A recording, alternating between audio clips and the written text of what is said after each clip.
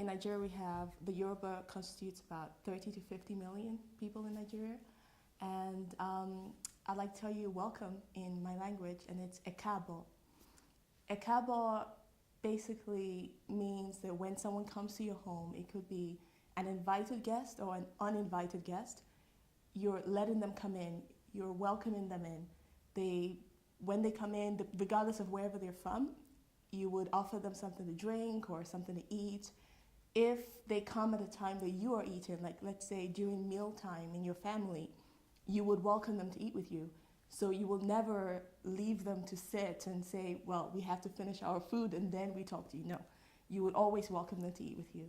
In my culture, when you have a guest, you cannot determine how long the guest stays. So if the guest wants to talk to you for hours and hours, that part of the ekabo and welcoming them in involves welcoming them until they're ready to leave.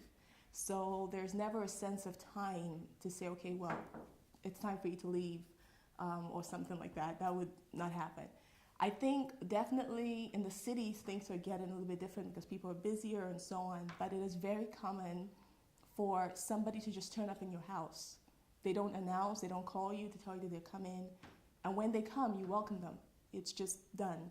It's also the same thing that when you have a party, for instance, you invite guests, let's say you invite 10 guests, you are prepared to welcome 100 more people because those 10 guests will bring other people, or people will stop by and say, oh, I heard you had a party, and you would just say, welcome in, come. It's obviously always somebody that you know, whether you know them very well or you just know them through your work, but you know them somehow. So you still would welcome them in, and you would still be very polite with them, even if you didn't know them very closely. But the difference is that, unlike some places, since I mentioned I've traveled, and I've noticed that in some places you have to call your friend in advance to say, hey, I'm coming to see you at 3 o'clock. Is that okay? It's fine. And you set an appointment.